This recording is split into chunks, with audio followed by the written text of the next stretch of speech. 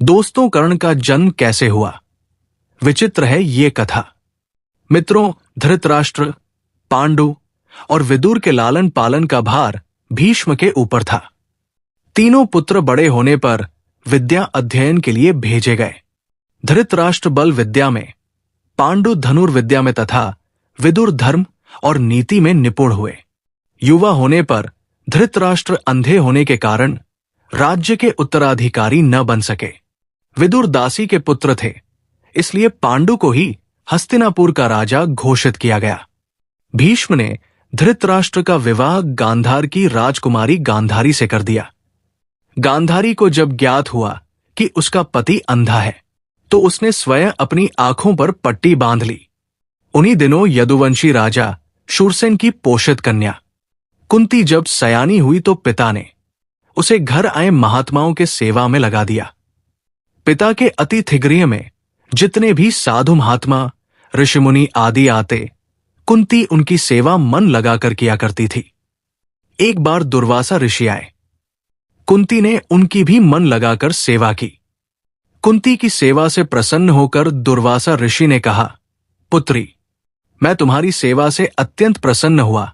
अतः तुझे एक ऐसा मंत्र देता हूं जिसके प्रयोग से तू जिस देवता का स्मरण करेगी वो तत्काल तेरे समक्ष प्रकट होकर तेरी मनोकामना पूर्ण करेगा। इस प्रकार दुर्वासा ऋषि कुंती को मंत्र प्रदान करके चले गए। एक दिन कुंती ने उस मंत्र की सत्यता की जांच करने के लिए एकांत स्थान पर बैठकर उस मंत्र का जाप कर सूर्यदेव का स्मरण किया। उसी क्षण सूर्यदेव वहां प्रकट होकर बोले, देवी, मुझे बताओ कि तुम मुझसे किस वस्तु की अभिलाषा करती हो। मैं तुम्हारी अभिलाषा अवश्य पूर्ण करूंगा। इस पर कुंती ने कहा, हे देव, मुझे आपसे किसी भी प्रकार की अभिलाषा नहीं है। मैंने तो केवल मंत्र की सत्यता परखने के लिए ही उसका जाप किया है। कुंती के इन वचनों को सुनकर सूर्यदेव बोले, हे कुंती, मेरा आना व्यर्थ नहीं जा सकता। मैं तुम्हें एक अत्यंत पराक्रमी तथा दानशील पुत्र प्रदान करता हूं। इतना कहकर सूर्यदेव अंतर्ध्यान हो गए। कुंती ने लज्जावश ये बात किसी से नहीं कह सकी। समय आने पर उसके गर्भ से कवच कुंडल धारण किए एक पुत्र उत्पन्न हुआ। कुंती ने उसे एक टोकरी में रखकर रात्रि बेला में गंगा में बहा दिया। वो बालक बहता हुआ उस स्थान पर पहुंचा जहां पर धृतराष्ट्र का सारथी अधिरथ अपने अश्व को गंगा नदी में जल पिला रहा था। उसकी दृष्टि कवचकुंडल धारी शिशु पर पड़ी। अधिरथ निसंतान था, इसलिए उसने बालक को अपने छाती से लगा लिया और घर ले जाकर उसे अपने पुत्र के जैसा पालने लगा। उस बालक के कान अति सुंदर थे, इसलिए उसका नाम कर्ण रखा गया। कुमार अवस्था से ही कर्ण की रुचि अपने पिता अधिरथ के समान रथ चलाने के बजाय युद्ध कला में अधिक थी। कर्ण और उसके पिता अधिरथ आचार्य द्रोण से मिले, जो कि उस समय युद्ध कला के सर्वश्रेष्ठ आचार्यों में से एक थे। द्रोणाचार्य उस समय कुरु राजकुमारों को शिक्षा दिया करते थे। उन्होंने कर्ण को शिक्षा देने से मना कर दिया, क्योंकि कर्ण एक सारथी पुत्र था और द्रोण केवल क्षत्रियों को ही शिक्षा दिया करते थे। द्रोणाचार्य की असम्मति के उपरांत कर्ण ने परशुराम से संपर्क किया, जो कि केवल ब्राह्मणों को ही शिक्षा दिया करते थे। कर्ण ने स्वयं को ब्राह्मण बताकर परशुराम से शिक्षा का आग्रह किया। परशुराम ने कर्ण का आग्रह स्वीकार किया और कर्ण को अपने समान ही युद्ध कला और धनुर्विद्या में निपुण किया। कर्ण की शिक्षा अपने अंतिम चरण पर थी। एक दोपहर की बात है। गुरु परशुराम कर्ण की जंघा पर सिर रखकर विश्राम कर रहे थे। कुछ देर बाद कहीं से एक बिच्छू आया और उसकी दूसरी जंघा पर काटकर घाव बनाने लगा। गुरु का विश्राम भंग ना हो इसलिए कर्ण बिच्छू को दूर ना हटाकर उसके डंक को सहता रहा। कुछ देर में गुरुजी की निद्रा टूटी और उन्होंने देखा कि कर्ण की जांघ से बहुत रक्त बह रहा है। उन्होंने कहा कि केवल किसी क्षत्रिय में ही इतनी सहनशीलता हो सकती है कि वो बिच्छू डंक को सह ले, ना कि किसी ब्राह्मण में। और परशुराम जी ने उसे मिथ्या सोच के कारण श्राप दिया कि जब भी कर्ण को उनकी दी हुई शिक्षा की सर्वाधिक आवश्यकता होगी, उस दिन वो उसके काम नहीं आएगी। कर्ण, जो कि स्वयं ये नहीं जानता था कि वो किस वंश से है, उसने अपने गुरु से क्षमा मांगी और कहा कि उसके स्थान पर यदि कोई और शिष्य भी होता तो वो भी यही करता। यद्यपि कर्ण को क्रोधवश श्राप देने पर उन्हें ग्लानि हुई, पर वे अपना श्राप वापस नहीं ले सकते थे। तब उन्होंने कर्ण को अपना विजय नामक धनुष प्रदान किया और उसे ये आशीर्वाद दिया कि उसे वो वस्तु मिलेगी जिसे वो सर्वाधिक चाहता है, अमिट प्रसिद्धि। कुछ लोक कथाओं में माना जाता है कि बिच्छू के रूप में स्वयं इंद्र थे, जो उसकी वास्तविक क्षत्रिय पहचान को उजागर करना चाहते थे। परशुराम जी के आश्रम से जाने के पश्चात कर्ण कुछ समय तक भटकता रहा। इस दौरान वो शब्दभेदी विद्या सीख रहा था।